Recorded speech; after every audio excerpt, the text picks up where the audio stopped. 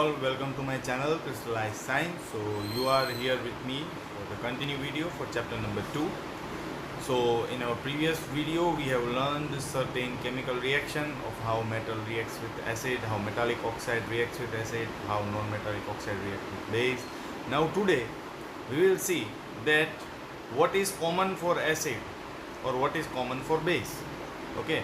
So we will investigate that each and every compound which has hydrogen in it conducts electricity, or compounding hydrogen always show acidic property. मतलब जो भी compound में hydrogen का ion होगा वो acidic behaviour दिखाएगा कि नहीं. तो उसके लिए टेक्स्ट बुक में भी आपको एक एक्सपेरिमेंट दिया है. सेम एक्सपेरिमेंट मैंने यहाँ पे ड्रॉ किया है. तो ये एक्सपेरिमेंट एक टाइप का इलेक्ट्रोलिसिस प्रोसेस के ऊपर बेस्ड है.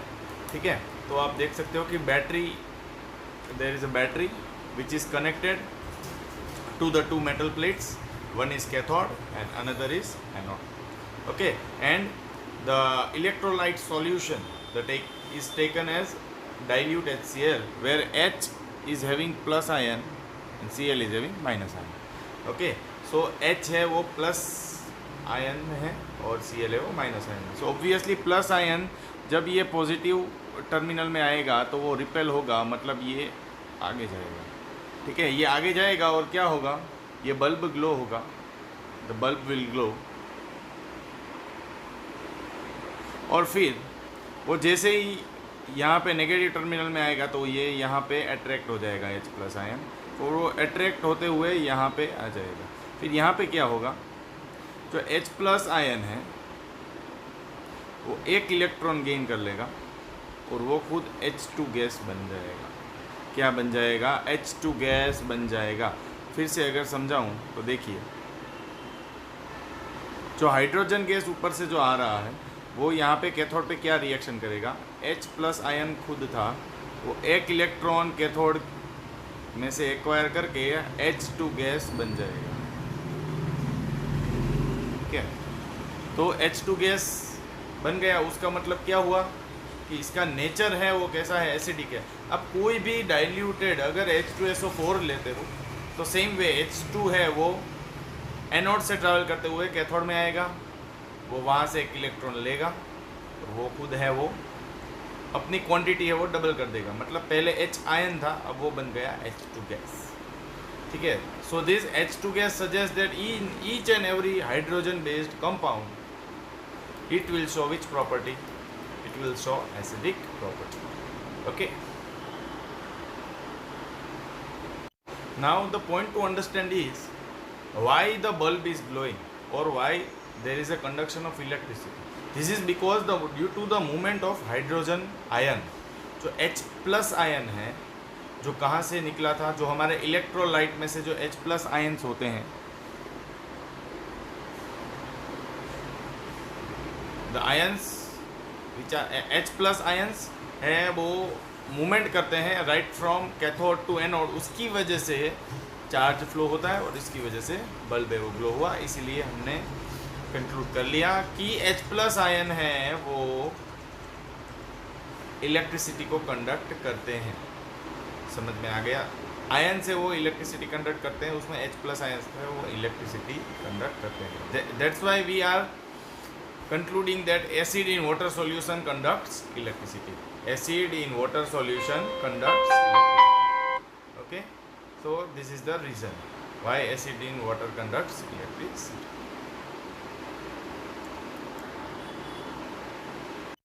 और देखो acid in water solution का मतलब क्या है, aqueous solution. So aqueous solution of acid conducts electricity और acid in water solution conduct electricity. देखो एक HCl है वो कॉन्सनट्रेटेड भी हो सकता है और डाइल्यूट भी हो सकता है. डाइल्यूट कब होता है, जब वो HCl में पानी मिल जाता है तब वो डाइल्यूट हो जाता है. इसलिए डाइल्यूट HCl मतलब समझ जाना है कि हमने एक कॉन्सनट्रेटेड HCl को डाइल्यूट बनाया है पानी को ऐड करते हुए. ठीक है. So we have concluded. Now the things come to our mind that whether base conducts electricity और not. The answer is no. So if you are placing some base over here, like let's take sodium hydroxide over here. So if I am placing NaOH over here, Okay, then it will not conduct electricity. NaOH will never conduct electricity. Okay, because here the OH minus ion and Na plus ion is present over here. Now what is the conclusion that we have taken is acid conducts electricity in water solution. Why it conducts electricity? Because of H plus ions. Okay, and strong base conducts electricity in water solution due to presence of OH minus ions, that is hydroxide ions. Strong base he conduct करेंगे, weak base conduct नहीं करेंगे. Strong base जैसे कि NaOH है वो conduct करेगा, KOH है वो कंडक्ट करेगा. ठीक है, कैल्शियम हाइड्रोक्साइड है वो कंडक्ट नहीं करेगा. समझ में आ गया? तो स्ट्रॉन्ग बेस और वीक बेस का लिस्ट आपको अपकमिंग वीडियोस में मिल जाएगा. किसको स्ट्रॉन्ग बेस कहते हैं, किसको वीक बेस कहते हैं, क्यों उसको स्ट्रॉन्ग बेस कहते हैं और क्यों इसे वीक बेस कहते हैं, वो सब हम नेक्स्ट वीडियो में डिस्कस करेंगे. पर उसके पहले हम आज का टॉपिक ही आगे बढ़ाएंगे. ठीक है, तो अब हम वो देखेंगे कि अगर हमने एसिड को पानी में मिलाया तो कौन सा आयन बनेगा, और अगर हमने बेस को पानी में मिलाया तो कौन सा आयन बनेगा. ठीक है, now see the question is what happens when acid is mixed with water. जब हम कोई एसिड को पानी के साथ मिलाते हैं तो क्या होता है. तो मैं यहाँ पे एक एसिड लेता हूँ जिसका नाम है HCl, मतलब कि हाइड्रोक्लोरिक एसिड. ठीक है, उसको मैं मिक्स करता हूँ पानी के साथ, मतलब कि H2O के साथ. Then what will be the product. देखो ये H प्लस होता है और Cl माइनस होता है, मतलब कि H है वो कैटायन होता है सॉरी, एंड Cl है वो एनायन होता है. तो यहाँ पे Cl है वो डिसोसिएट हो जाएगा, मतलब अलग हो जाएगा, और बाकी जो H2O है वो कंबाइन हो जाएगा H के साथ और वो बन जाएगा H3O+. वो एक नया कैटायन बनेगा जिसका नाम है हाइड्रोनियम आयन. क्या नाम है? Hydronium ion. ये हाइड्रोनियम आयन है वो इलेक्ट्रिसिटी कंडक्ट करने में काम आता है, कोई भी एसिडिक मीडियम हो. तो ये रिएक्शन क्या हुआ, ये देखो H जब H2O के साथ मिला तो क्या बना? H3O+. देखो H है वो कभी भी अकेला एग्जिस्ट नहीं कर सकता है, इसलिए उसने वाटर के साथ मिक्स होके हाइड्रोनियम आयन है वो बना दिया है. ठीक है, so hope you are clear that when an acid is mixed with water it produces which ion? Hydronium ion, which is responsible for conduction of electricity.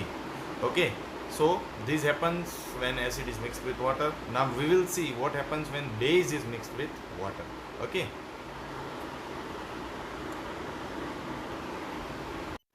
now see the second question is what happens when base is mixed with water. तो हम कोई एक base लेते हैं, जैसे कि मैं यहाँ पे स्ट्रॉन्ग बेस लेता हूँ NaOH, इसका नाम है सोडियम हाइड्रोक्साइड.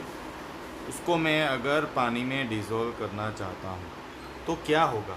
तो इसमें से आयन सेपरेट हो जाएंगे, कैटायन और एनायन, मतलब कि Na है प्लस OH माइनस. Na क्या है? सोडियम, और OH क्या है? हाइड्रोक्साइड. ठीक है, सोडियम आयन सेपरेट हो जाएगा और हाइड्रोक्साइड आयन भी सेपरेट हो जाएगा. दोनों की वैलेंसी 1 है. Na है वो एक इलेक्ट्रॉन हाइड्रोक्साइड से को दे देगा और हाइड्रोक्साइड एक इलेक्ट्रॉन ले लेगा. ठीक है, ये इसको एक इलेक्ट्रॉन दे देता है, इसलिए इसके ऊपर नेगेटिव चार्ज आया और इसके ऊपर पॉजिटिव चार्ज आया. थिंक ये कंसेप्ट सब 9th में आपको क्लियर हो गए होंगे. जैसे ही प्लस और माइनस साइन आती है तो कोई भी एक एटम है उसको हम आयन बोलते हैं. ठीक है, प्लस माइनस साइन क्यों आती है? इलेक्ट्रॉन है उसको डोनेट या एक्सेप्ट करने की वजह से आती है. ठीक है, तो ये समझ में आ गया आपको कि ये H है Na प्लस OH में OH माइनस है वो अलग हो जाता है, Na प्लस है वो भी अलग हो जाता है. Same way will see the another example. See if we are taking another base तो क्या होता है, मतलब अनदर मतलब दूसरा बेस लेते हैं तो क्या होगा देखते हैं. देखिए मैंने बेस लिया KOH. If I am dissolving this base in water then K plus and OH minus will be separated. ठीक है, पोटेशियम है वो हाइड्रोक्साइड से अलग हो जाएगा. ये क्या है? पोटेशियम है वो हाइड्रोक्साइड से अलग हो जाएगा. ठीक है भाई, अभी और एक एग्जांपल ले लेते हैं। मतलब ये ऐसी बात हुई कि ये सब बेस जो वो पानी में मिक्स हो जाते हैं। आपको मालूम है, मैंने आपको प्रीवियस वीडियो में बताया था कि जो बेस पानी में मिक्स हो जाते हैं उसका एक नाम होता है, ठीक है। वो मैं आपको लास्ट में बताऊंगा, ठीक है। तो देखिए MgOH ट्वाइस, फिर से ये माइनस में होता है, मैग्नीशियम प्लस में होता है। मैग्नीशियम हमेशा अपना इलेक्ट्रॉन दे देता है, अगर वो क्लोरीन के साथ मिक्स होगा तो भी वो दे देगा, हाइड्रोक्साइड के साथ भी वो दे ही देगा, ठीक है। तो MgOH ट्वाइस, ठीक है भाई। तो इसमें क्या होगा, अगर पानी के साथ इसको मिक्स किया तो Mg ion will be separated from OH minus ion. So all of this base, तो ये सभी जो बेस है, all base or the base we have seen here, the base which are soluble in water is called alkali, is called alkali, ठीक है। और alkali वाले base हैं वो ही इलेक्ट्रिसिटी है वो पास करेंगे, और उसमें भी जो स्ट्रॉन्ग बेस है वो पास करेगा। देखो, एक तो बेस है वो पानी में मिक्स होने चाहिए तभी वो आयन्स फॉर्म करेंगे, ये पहला कारण है। और दूसरा कि भाई वो जो OH माइनस आयन है वो सबसे ज़्यादा डिसएसोसिएट होते हैं स्ट्रॉन्ग बेस में, इसलिए स्ट्रॉन्ग बेस है वो ही वाटर के अंदर अच्छी तरीके से इलेक्ट्रिसिटी कंडक्ट करते हैं, ठीक है। So the base which are which mix thoroughly with water is called alkali. Think you are clear with this topic. Now we will see what is the right method to dilute the acid। मतलब कि हमें अगर concentrated acid है उसको dilute करना है तो कैसे कर सकते हैं, what is the right method, we will see right now, okay। So topic name is acid dilution, how can we dilute the acid in a correct way। So here we will see two ways, first is the wrong way and second is the right way, ठीक है। तो पहले मैंने जो picture में दिखाया है वो है रॉन्ग वे और सेकंड में राइट वे, ठीक है।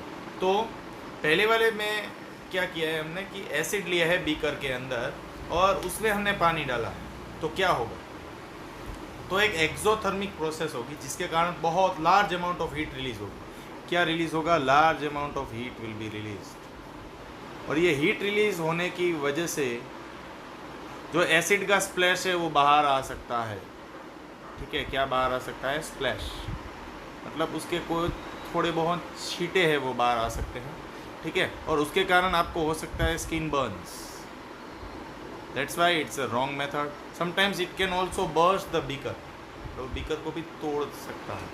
तो राइट मेथड क्या है, राइट मेथड है कि अगर आप बीकर में पहले पानी लो, उसमें drop by drop acid mix करो। एसिड मिक्स करो पर कैसे, drop wise, drop by drop अगर आप मिक्स करो फिर उसको स्टीर करते जाओ तो क्या है, जो हीट जनरेट होगी वो कम होगी और उसके कारण डाइल्यूशन प्रोसेस है वो अच्छी तरीके से हो जाएगा, right. So what is the proper method that we have learned right now is, you first add acid drop by drop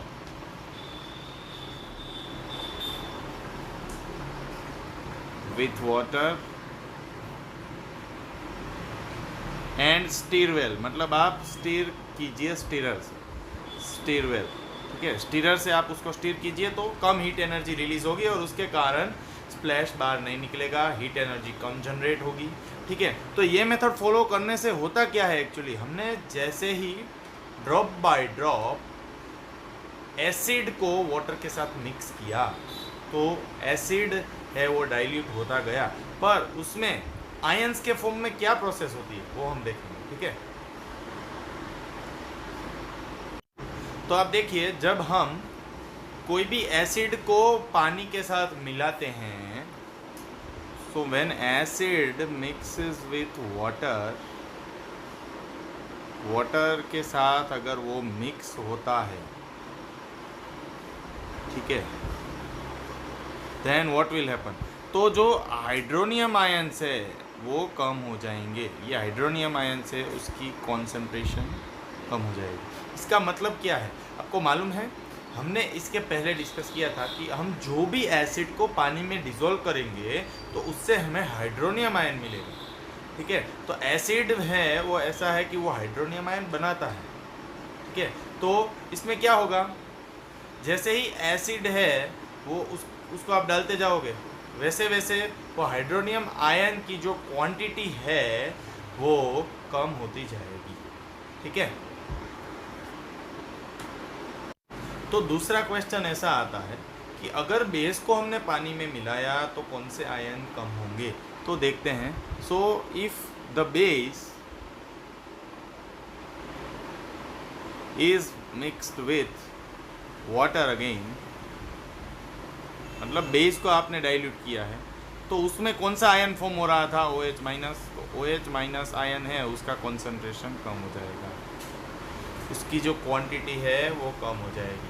तो आपको समझ में आ गया होगा डाइल्यूशन प्रोसेस का करेक्ट वे। ठीक है, डाइल्यूशन प्रोसेस होने के बाद एसिड में हाइड्रोनियम आयन से वो कम हो जाएंगे और डाइल्यूशन प्रोसेस बेस में हाइड्रोक्साइड आयन को कम करेंगे। ठीक है, तो इसका मतलब क्या हुआ? इसका मतलब हमने ये कंक्लूड किया कि भाई कोई भी एसिड है उसकी स्ट्रेंथ, एसिड है, एसिड की स्ट्रेंथ जो है वो उसके कौन से आयन से मालूम होती है? हाइड्रोनियम आयन के फॉर्मेशन से। हाइड्रोनियम आयन ज़्यादा तो एसिडिक स्ट्रेंथ ज़्यादा। सेम वे अगर मुझे बेसिक स्ट्रेंथ, बेस के लिए स्ट्रेंथ अगर मेज़र करनी है तो बेस के लिए स्ट्रेंथ है वो कौन से आयन के ऊपर डिपेंड होता है? OH माइनस वाले आयन के ऊपर डिपेंड होता है। मतलब कि OH माइनस आयन ज़्यादा तो बेसिक नेचर ज़्यादा है। तो यहाँ पे मैं ये वीडियो एंड करता हूँ। होपफुली आपको ये वीडियो समझ में आ गया है। So do like the video, subscribe the channel and recommend the channel.